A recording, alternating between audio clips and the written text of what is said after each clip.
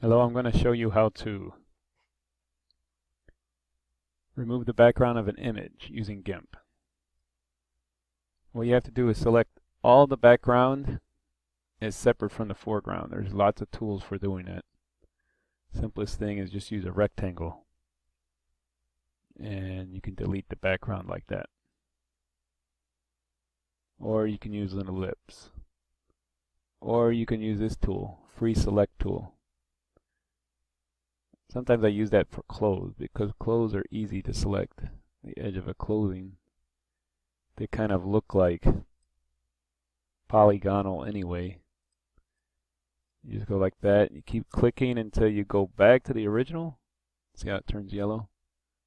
Click on that, hit delete, and you deleted that part of the background. There's a fuzzy select tool. You can click anywhere and it will select anything that looks kind of like that color. The threshold is important on this because it's going to say anything that's kind of like that color or a lot like that color. You can see if I change the threshold, it'll change how much it's going to select. Whether it's going to select something that's kind of like that color or something that's a lot like that color. I can delete the background like that too. It only deletes parts of it though. And you can select by color. So it's kind of like the fuzzy select. Selects anything with that color in the image.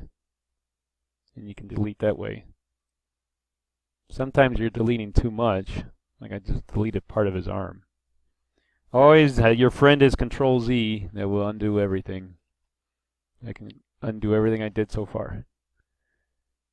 There's also this tool, Scissor Select. And what it does is it's kind of like the polygonal select, but it actually looks for colors that are close to what you're trying to select, and it will make the line conform to that. You just keep clicking around and around and around until you get back to the original like before. You click here, and if with this tool, you can keep clicking again to enlarge the area, or you can just click inside there and it selects it, and you hit delete. It's kind of a fussy tool. You have to learn how to use that. And then there's the foreground select tool, which is also kind of fussy. With the foreground select, you roughly select your foreground by clicking around your image you want to select. I kind of went over his hair there. You get back to the original, and you can see it put a blue box or blue shading around what's not selected. Then you do to a second step where you draw a line over the top of anything that you want. I'm just going to keep drawing, roughly drawing over the top of what I want. And then it will select the foreground. Well, what it did was it selected, it's got everything in blue. Now I hit enter. And now the foreground is actually selected. I don't want to delete the foreground. I want to delete the background. And there's another tool up here under select. You can invert your selection. Now the background selected, and I hit delete.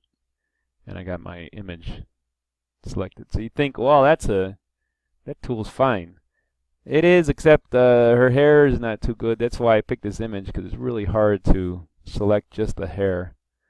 And you can see some other parts here that were selected or not selected that shouldn't have been.